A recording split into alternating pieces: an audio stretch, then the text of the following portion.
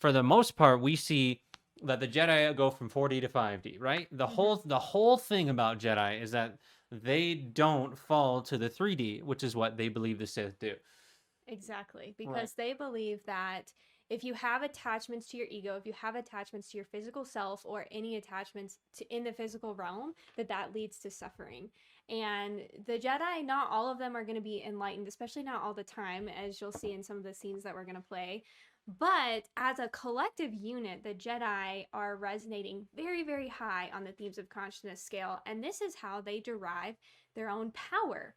So the other thing you need to know about themes of consciousness in general is that the lower themes or the limiting themes are going to get their power externally through force, through forcing power and energy from people and things around them. Yeah. But when you're in the higher themes, you're going to have your own sense of power that's going to come from within. So the Jedi are really operating from, gaining their power from within. Whereas the dark side of the force, as I'm sure Nick is going to talk about more, they are all about themselves as ego, and they're really getting their power from the external circumstances. Yeah. Yeah. And the big insight that we had that I've never even thought about until yesterday was that the Sith really see things completely inverted. And we Mm-hmm. know we can kind of think of it. You said it was like the upside down in Stranger Things, if you've Yeah. seen that.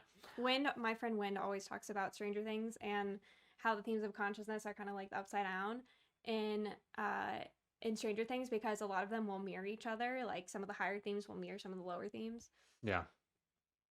So that's what happens is the Sith think that they're like basically in freedom, right? That's what Anakin really wants throughout his whole journey is freedom. So he's trying to get through freedom, but he's actually trying to get to freedom by going he's trying to go through the themes, but he actually doesn't know where he is. Yeah, he So keeps he's getting inverting. stuck. He Yeah. keeps getting stuck in pride. And the really interesting thing is that you watch him struggle and you watch him in denial throughout the whole thing. And he really believes that he's loving.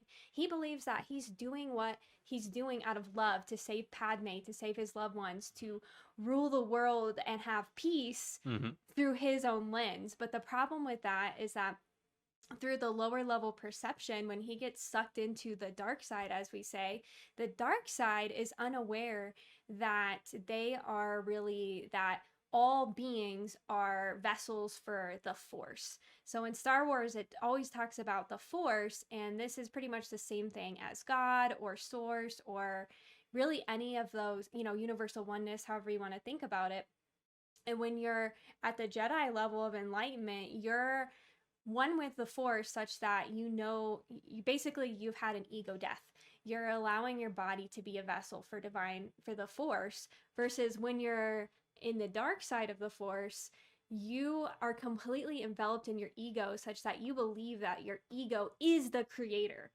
So Anakin believes that what he's doing is out of love, but because he's seeing the world through such a limited perception of his own ego, he's not able to see the big picture of how everything is connected in the force and how his limited perception is actually harming more than it is doing good. Hmm.